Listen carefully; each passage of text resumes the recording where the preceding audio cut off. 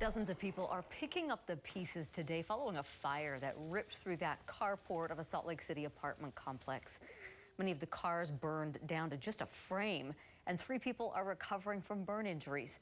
Tonight, investigators are still looking at the cause of the fire. Several people rushed to get to safety as those flames singed the fronts of their apartments. Some of those families are just grateful they didn't lose more. News specialist Mike Anderson spoke with some of them about those tense moments. Mike? Dina, yeah, some of those tenants said that they could hear sort of a loud popping noise from the cars over here as the flames were burning. You can see how just hot it burned here. Some of the cars just down to their frames. And some residents tell me they could feel the heat just coming over from across the way to their apartments. Intense flames caught by cell phone video early this morning. This is much of what people saw as they rushed to evacuate their apartments. All I hear was a boom, boom, boom, like everything combusting, breaking, blowing up.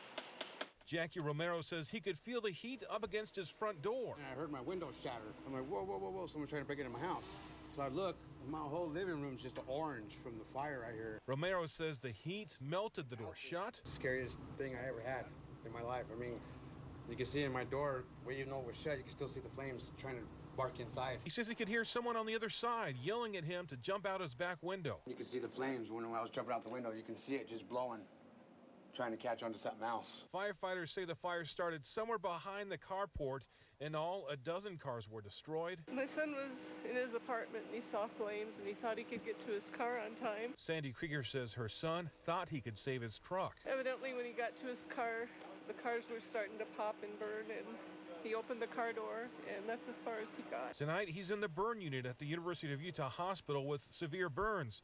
Krieger is grateful it's not worse. He knows now that it was a stupid thing to go try to save his truck, but it's too late now. Tonight, several residents credit the firefighters for their quick response, keeping the apartments from catching fire too. And it got so hot, to where all windows busted. They all got hot, they all busted, they all busted. Yeah, many of the residents back home tonight, some not, but luckily just some scorched doors, some smoke damage, no major injuries here. Back to you. All right, well, at least that's a good part of that ending. Thank you, Mike. Dave? Well, that I voted